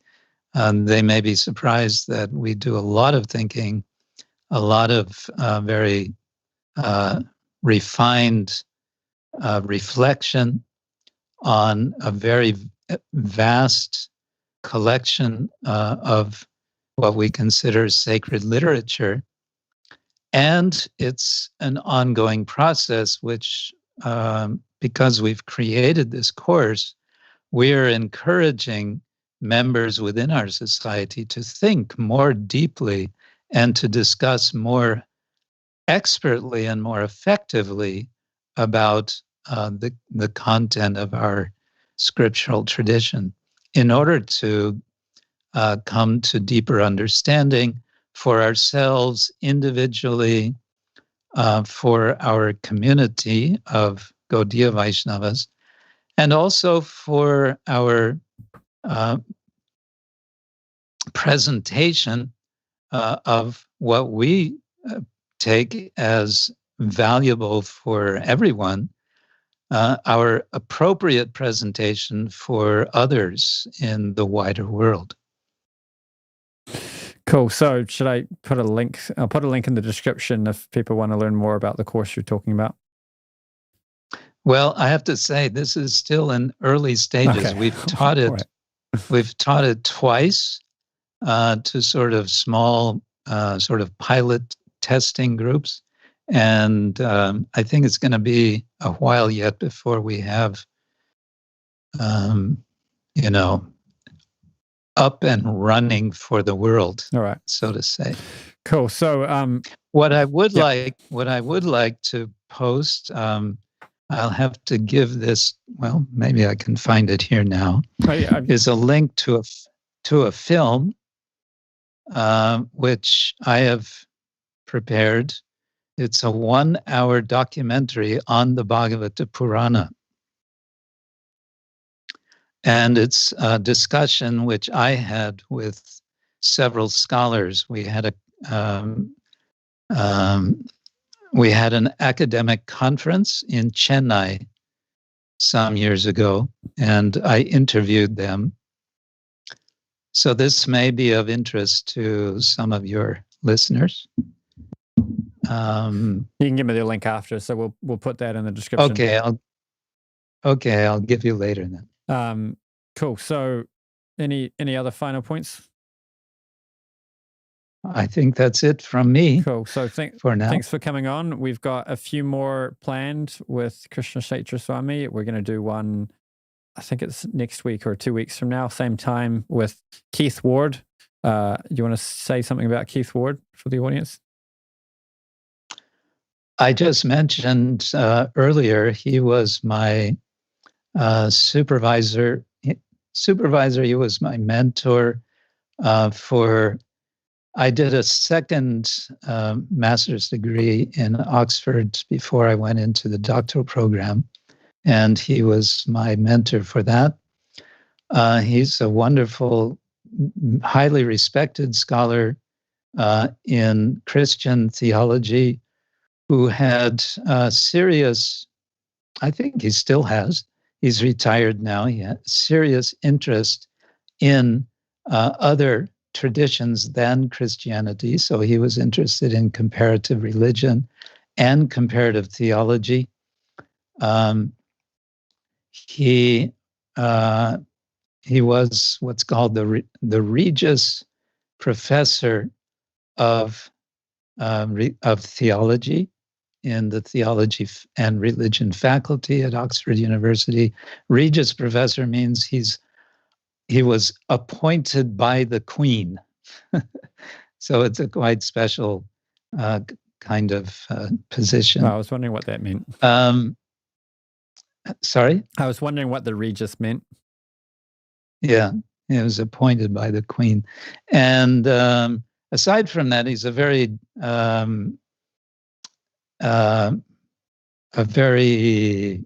friendly person, someone one can talk with in a very,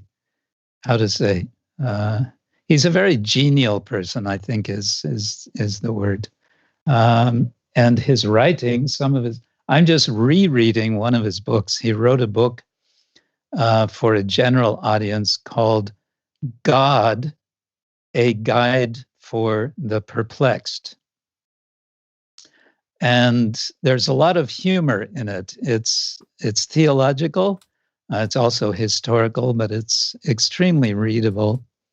And I think anyone of your audience would appreciate it. Cool. So if you enjoyed this, you won't want to miss that. We've got one question in the comments. We'll do that in a second. And if you haven't subscribed, please do so already so you can see more of these videos, and give us a like to boost it in the algorithm. And you can comment in the description. We can get some discussion going. That also helps the algorithm. And I've got David Bentley Hart on for a discussion with Ranchor Prime. That's happening on, you have to check it out what time it is in your time zone, but it's 7 a.m. New Zealand time. So that's just in like 2 days or something. If you enjoyed this, you'll also like that.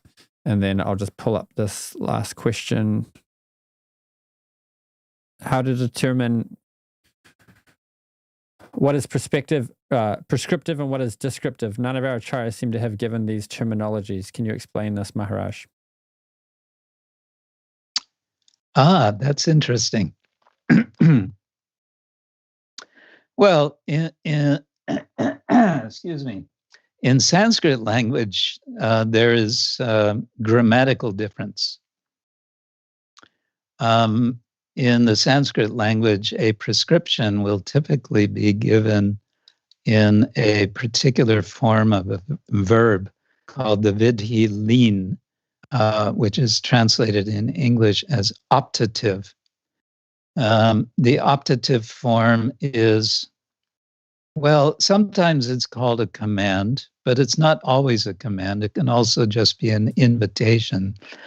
But in the context of prescription, it's usually in the form of if you desire such and such a result, then you should do such and such. And that can be readily recognized, as I said, by the grammatical form in the Sanskrit. So if one knows a little Sanskrit, the Vidyalin form can usually be recognized pretty easily. Tat vigyanartam sagarun eva abhigachet. That abhigachet is a form you should approach if you want to know higher knowledge. Tat vigyana artam. If you have the arta, the interest of knowing vijnana of that, namely the absolute truth, tat vijnanartam sagurun eva abhigachet, then saha, he or she, gurun eva, one must specifically approach a guru. So that's prescriptive, and then description will come in other grammatical forms. There are several different grammatical forms, which I won't go into and make everybody tired. Right. And then we've got one person saying Hinduism / Sanatana Dharma is not based on text. Texts were written by saints. And then they're saying God is one. Do you want to comment on that? Well, that's, it's funny. One professor I had who was teaching as a professor, not as a practitioner, about Hinduism, but I think there was a certain truth to what he said. He said, whatever you say about Hinduism, the opposite is also true. So you'll find people who will say, I am Hindu. Or here this person has used the word Sanatan because many Hindus like to use this term, Sanatan Dharma or eternal Dharma. And so this person is saying it's not based on text. And in a certain sense, I would agree. But there are texts, and these texts are, it is a textual tradition. And most Hindus will say something different from what this person has said, namely, our tradition is based on Veda. Now, then we can go into what is Veda, and we already discussed that to some extent, whether it's coming from, she said, from saints. The standard tradition, as I said, would say, well, it's coming through saints, but it is still text. And text does not mean simply written text. It's a broader sense of the term text. In fact, the 4 Vedic Samhitas, the emphasis was on hearing and repeating, memorizing. It's with the epics and the Puranas, then we get into written text. But even there, the Puranas, it's very much about the oral tradition. So it depends on many factors. All right, we better wrap it up there. Thanks for the discussion. I very much enjoyed that, and I can't wait for the next one. Well, thank you. Thank you so much, Arjuna Prabhu. And I look forward to the next one as well. Cool. And thanks for tuning in. I'll catch you on the next one. Hare Krishna.